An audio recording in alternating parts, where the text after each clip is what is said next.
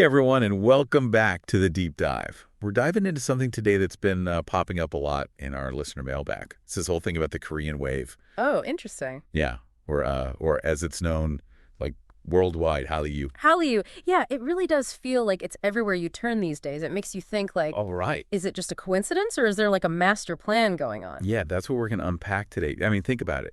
K-dramas are all over streaming. K-pop's like dominating the charts. Totally. Learn from its success. So, like, how did K-pop and K-dramas capture the hearts of millions worldwide? Yeah. And how did South Korea turn its cultural influence into serious soft power? I mean, it's everywhere. We've got some really cool sources to look at today. Articles, policy papers, and even some firsthand accounts from people who've experienced this phenomena up close. And our expert is a bit more skeptical. Let's just say I have some reservations. All right, then. First up, we got to define what we're even talking about. So, expert, what exactly is Hallyu? Like beyond K-pop and K-dramas?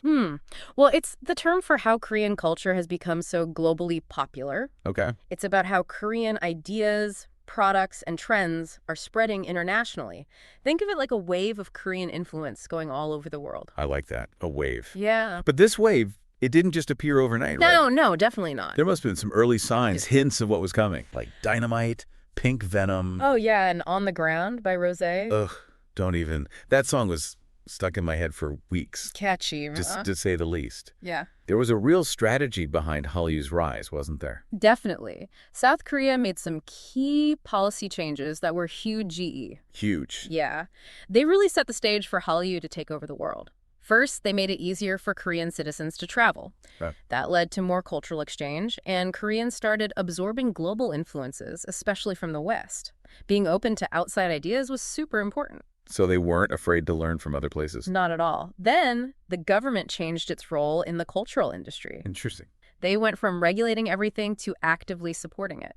Ah, that makes... It helped foster innovation, and they invested a ton in the creative sector. So they realized that culture could be like a powerful tool, economically and diplomatically. Exactly. And what I think is really interesting about this is it's not just about catchy music or, some captivating TV show, Yeah. It's really a deliberate and strategic effort that's been in the works for decades. Whoa.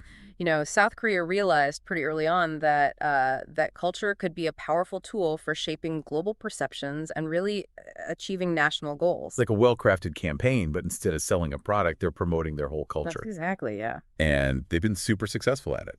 Take Blackpink Rosé's new hit, APT, with Bruno Mars. Oh, yeah. Total earworm, right? Oh, absolutely. But what's really clever is how it's connected to like a popular Korean drinking game.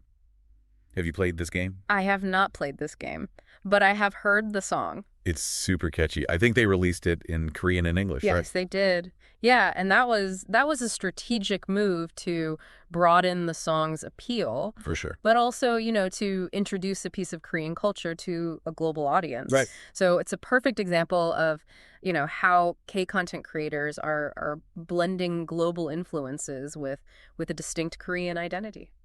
So, okay, so they're smart about how they package and present their culture, but where did this all begin? Yeah. Where did this whole Korean wave come from? Well, it started in the late 1990s, actually. After the Asian financial crisis, South Korea was looking for ways to kind of rebuild its economy and boost its global image. And they saw the potential in their creative industries and decided to invest heavily. So it was part of a larger strategy for national recovery. Exactly. Like, hey, we have amazing artists, musicians, and filmmakers. Let's support them and see what happens. Yeah, exactly. And the government didn't just throw money at the problem. Right. They made key policy changes. Oh, interesting. That were really crucial for the Korean wave's success. Makes sense. And they also moved away from strict regulations of the media and cultural industries, and instead chose to support and foster creativity. Wow. And finally, they significantly increased government investment in these creative sectors. So it was a combination of smart policies and a belief in the power of their own culture. Yeah. But they didn't just create great content and hope for the best, right? How did they actually get it out there for the world to see? Well, they were really strategic about promotion and distribution. They established institutions like the Korean Cultural Centers. Right. You'll find them in major cities around the world. Oh, yeah, I've heard of those. They host all sorts of events. They do. Like film festivals, K-pop concerts. I think I even saw one that had Korean cooking classes. Yeah, exactly. It's like mini embassies for Korean culture. Oh, that's a really good way to put it. Yeah, and they've been incredibly effective at engaging people from all walks of life. Yeah.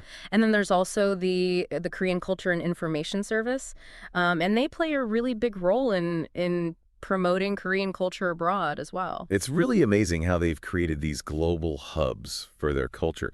But let's not forget about the impact of technology. Yeah. I mean, streaming platforms like Netflix and YouTube have been total game changers, right? Oh, absolutely, yeah. The global success of shows like Squid Game and films like Parasite, I mean, it wouldn't have been possible without the reach of those platforms. You know, they've broken down those geographical barriers Totally. and made it easier than ever for people to experience Korean content. It's like they've created this perfect storm of talent, strategy, and technology.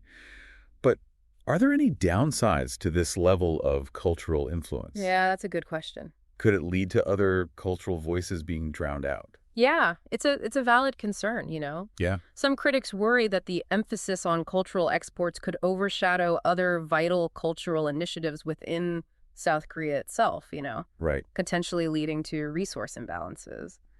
So it's a reminder that any nation pursuing a similar strategy really needs to find that balance between promoting its culture globally while also supporting a diverse range of cultural expressions domestically. So it's not just about achieving global dominance. It's also about maintaining a healthy and diverse cultural ecosystem at home. Exactly, yeah.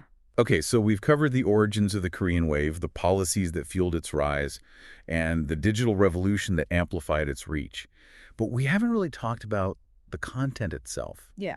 What is it about K-content that's so captivating to audiences all over the world? That is a great question. You know, one key factor, I think, is its ability to tap into these universal themes and emotions. You know, love, loss, family, ambition, in ways that resonate with people across cultures. It's like they've cracked the code of human storytelling. In a way, they have. Yeah. And they've also mastered this art of blending compelling narratives with really strong characters, visually stunning aesthetics, and often a healthy dose of humor. We love that. Yeah. And let's not forget the music, you know. Oh, for sure. K-pop is so infectiously catchy and visually spectacular. It gets stuck in your head. Oh, yeah. It's designed to capture your attention. It really does. And leave you wanting more. It's no wonder they've had such a massive impact on the global cultural landscape. But this begs the question, what can other nations learn from this success story? That's what we're going to be exploring in the next part of our deep dive.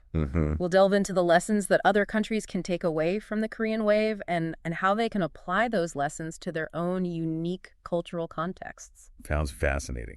Can't wait to dig deeper. Stick around, everyone. We'll be right back after, well, not really a break because it's a podcast, but you know what I mean. Yeah. We'll be right back. Right back. I just want to give another shout out to Micky from Mickytolife. His channel is a treasure trove of inspiration, and he's a huge Sip&Talk fan. Absolutely. Make sure to check him out and maybe even share your awesome podcast intro with him once you've created it.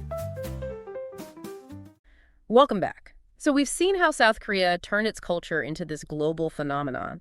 But now the question is, can other countries replicate this success? That's a great question. It seems like there's a lot to learn from the Korean wave.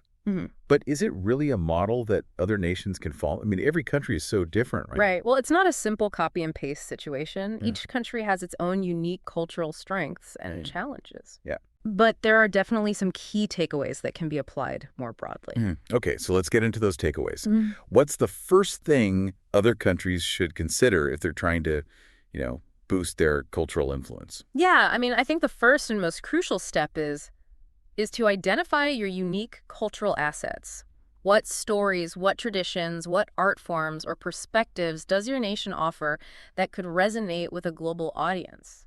Okay, so it's not about trying to create the next K-pop sensation or the next Squid Game. Right. It's about finding your own cultural voice. Exactly. Yeah. Yeah, you want to showcase the heart and soul of your culture, not just try to ride someone else's wave. Right. Makes sense. So what else is important? Like once you've figured out what's special about your culture, what do you do next? Well, once you've identified your strengths, you need to invest in them. Uh-huh. That means nurturing your emerging artists, Right. supporting these innovative projects, Yeah. and creating an environment where creativity can flourish. Oh, that's a good point. And don't forget about infrastructure, investing in technology and the resources that creators need to produce, world-class content. That's essential. Yeah, you got to give people the tools to succeed. Absolutely. Right. So it's not just about having talented artists, but also about giving them the support and resources that they need. Precisely. And here's another really crucial point. Think globally from the start. Okay. Don't limit your ambitions to domestic markets. Design your content with international audiences in mind.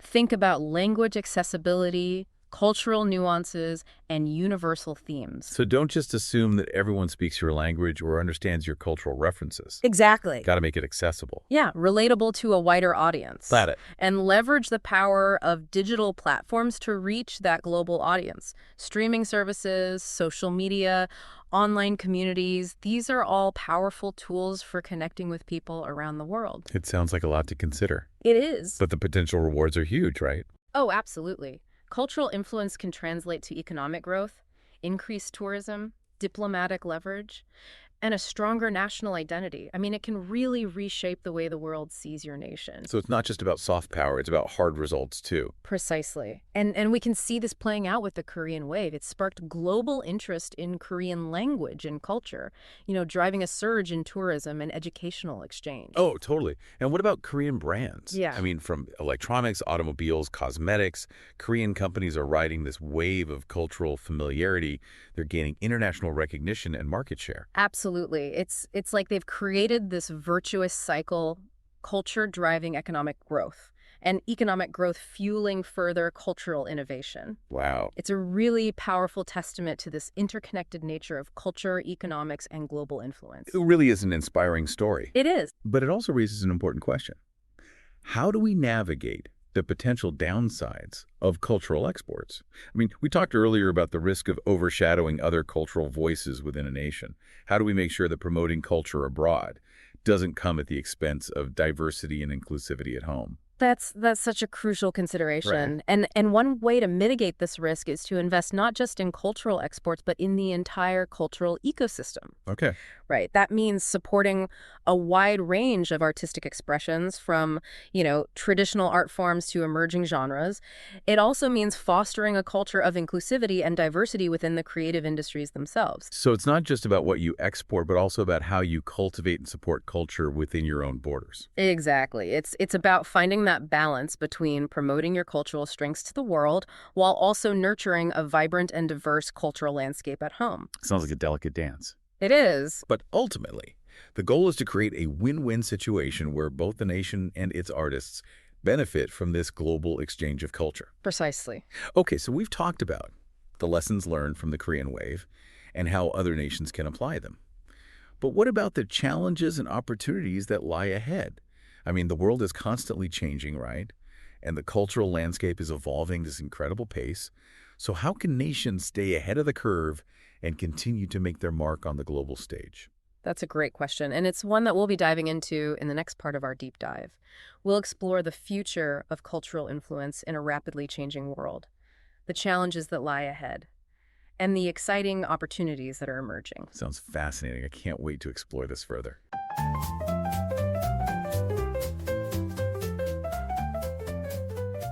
Okay, so we're back and ready to talk about the future of cultural influence. Like, how do we keep this momentum going? The world is constantly changing, especially how we experience and share culture.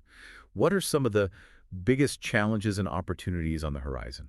I think one of the biggest challenges is sustainability. Maintaining the momentum of any cultural movement, it's not easy. Especially in a world that's constantly craving novelty. Right, like everyone's always looking for the next big thing. Yeah, exactly. So creators will need to stay innovative. Right. They need to adapt to evolving tastes and find new ways to really engage audiences. It's not enough to just replicate what's worked in the past. Right. You got to be constantly pushing boundaries and exploring new creative frontiers. Yeah, you always got to be one step ahead. But on the flip side, There are also probably a ton of new opportunities popping up, especially with technology evolving so rapidly. The rise of new platforms and technologies is creating all sorts of exciting opportunities for creators to connect with global audiences in ways that, were never possible before. Think about the metaverse, virtual reality, augmented reality. These are all these emerging spaces where culture can be experienced and shared in entirely new ways. Like imagine attending a virtual K-pop concert through augmented reality. Like that's the future of cultural immersion right there. Oh, absolutely. Yeah. And these technologies are also breaking down those geographical barriers, making it easier for creators from all over the world to collaborate and reach global audiences. So we're seeing a rise in cross-cultural collaborations, fusion genres. That's cool. Hybrid art forms that blend influences from different cultures.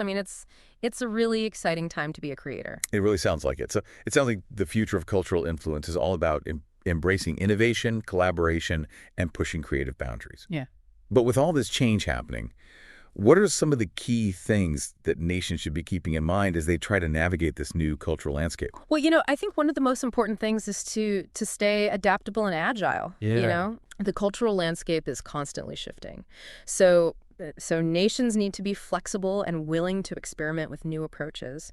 And they also need to be really proactive in fostering a culture of innovation and creativity within their own borders. So it's not just about reacting to change, but also about anticipating it and actively shaping the future. Exactly, yeah. Another key factor is collaboration. In a globalized world, no nation can really go it alone. Building strong partnerships with other countries. And cultural institutions is essential for promoting that cross-cultural exchange and expanding reach. So it's about building bridges, not walls, when it comes to culture. Exactly. And finally, I think it's important to remember that cultural influence is not a zero-sum game. It's not about one culture dominating others. But it's about creating a richer and more diverse global cultural landscape. It's about celebrating our differences while also recognizing our shared humanity. Exactly, yeah. The Korean Wave is really a testament to the power of culture to transcend borders and connect people from all walks of life. And as the world becomes increasingly interconnected, the role of culture in shaping global perceptions and fostering understanding, it's only going to become more important. Really well said. So we've explored the origins of the Korean Wave, the strategic decisions that fueled its rise, and that digital revolution that amplified its global reach. We talked about the potential downsides of cultural exports and how to mitigate those risks. And we've looked ahead at the future of cultural influence in a rapidly changing world. It's been such a fascinating journey, and I feel like we've all learned a lot about the power of culture to really shape our world. I agree, yeah. It's been a pleasure exploring this topic with you. A huge thank you to you, our expert, for navigating this complex topic with such incredible insight and clarity. And to you, our listener, thank you for joining us on this deep dive into the world of the Korean Wave. We hope you've come away with a fresh perspective on the power of culture to shape the world. Until next time, keep exploring and keep those brain waves flowing. Cheers.